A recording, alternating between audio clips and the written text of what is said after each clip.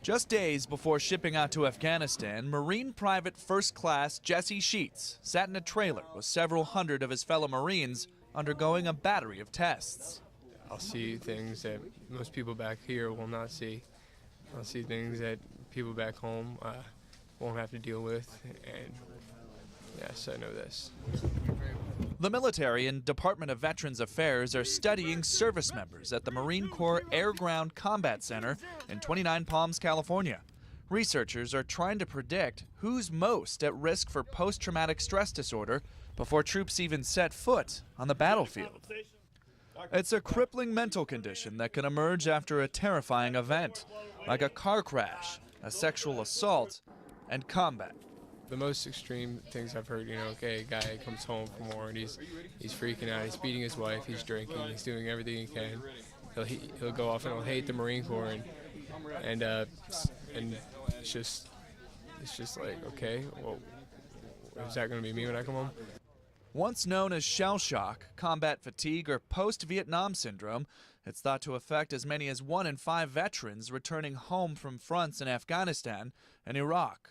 Since 2001, almost 2 million U.S. troops have served in those countries.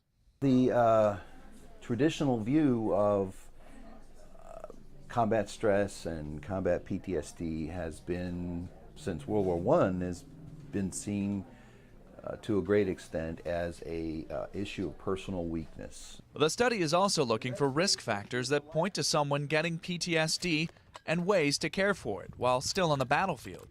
Naval Corpsman medics are being taught how to spot signs of stress. You said everybody's going to come back changed, but hopefully people could, or I can help even, the stress level to be moderate. Dr. William Nash, who's working on this study, says this is a sea change in how the armed services treat mental illness and injuries.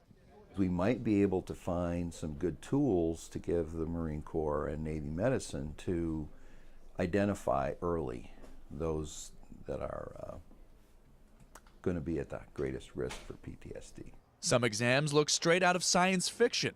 The stress test shows images and measures how often you blink. Others are more conventional, blood samples and a weigh-in. I've heard of other Marines coming back from deployments, and some come back with PTSD, and some don't, even though some of those other Marines may have seen just about the same amount, if not more trauma, and they're perfectly fine. Vital, because many like PFC Sheets in 3rd Battalion, 4th Marine Regiment may deploy several times into battle. John Moan, The Associated Press, 29 Palms, California.